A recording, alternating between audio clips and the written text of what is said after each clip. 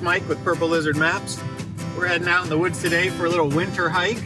It's a little chilly today.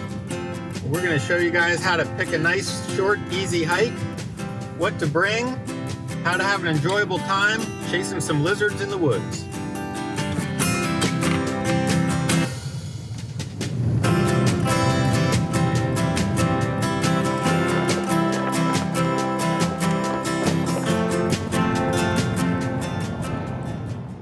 So here we are at one of the awesome vistas in Rothrock State Forest, and contrary to popular belief, you don't have to work very hard to get to some of these vistas. This one in particular is right next to the truck.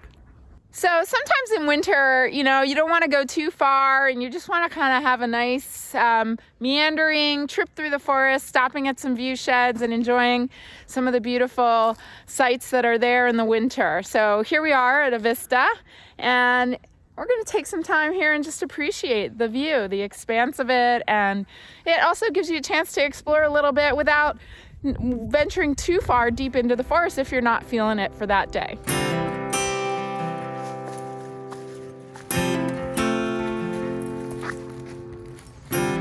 This time of year, fall and winter, is hunting season. It's really important if you're out in the woods to wear a lot of orange.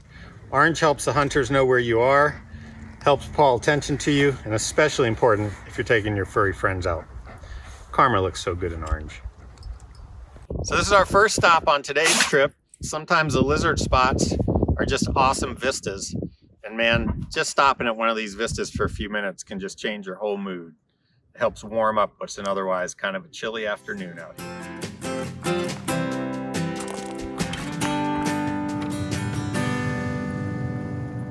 Winter's a great time to get out in the woods and explore, especially this time when there's not a lot of snow or no snow on the roads, just cold temperature, the leaves are down, you have great sight lines through the woods. You just have to plan a little bit differently, especially because you got a short window, a shorter day of sunlight to work with. All right, so we're gonna try to find another lizard spot. A lizard spot's a special place, could be a vista, scenic overlook, could mean something completely different. Here at Purple Lizard, we love having a map big enough you can lay out on the hood of your car. Figure out where you are and where you're gonna go. This doesn't need any batteries, doesn't care how cold it gets, doesn't run out of any juice. We're looking for a short winter hike. It's kind of cold today, don't wanna be out too long. I see a spot about a half mile from here. So it should be about a mile hike out and back. That seems about perfect for a day like today. So I'm gonna look at the scale of my map. I'm gonna look at the trail on here, and in this case, it looks to me that I can get to a vista spot in about a half mile from here.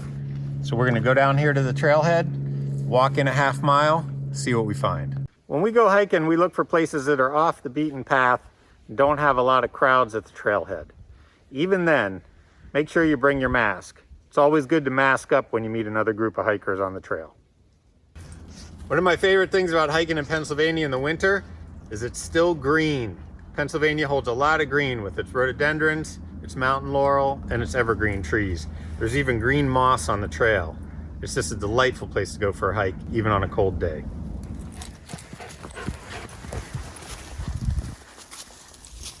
Pennsylvania has millions of acres of public land. Purple Lizard maps a whole bunch of it. The Mid-State Trail is one of our favorite trails, runs across the whole state from north to south. Carmen and I love going out for sections of it during the day. We can hike just a little piece of it. You can go out and explore the Mid-State Trail for a half hour or half a day, half a week, as long as you want. This is why hikers refer to some parts of Pennsylvania as Rocksylvania.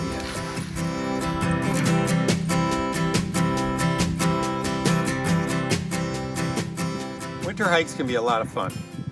Like anything, you want to do it within your means. Don't get too carried away.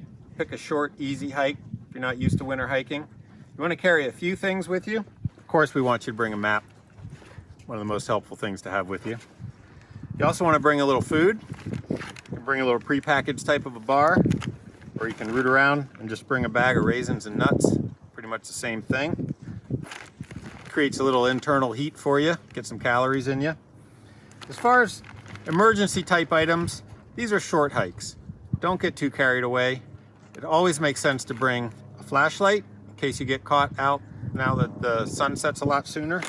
And just in case that were to happen and something goes wrong, we always like to carry a lighter with us, just in case you're in a situation where you have to make a fire.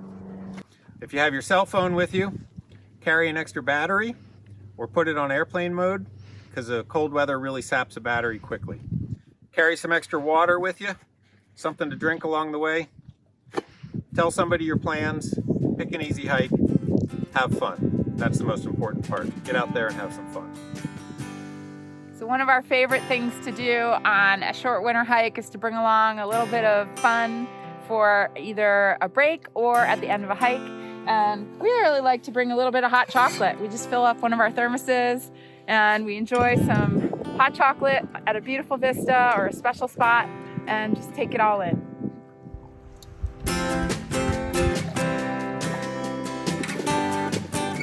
So these days when some of our other social activity is a little more limited, there's nothing better than going with a member of your household and spending some time outside where you can really kind of take in a new perspective.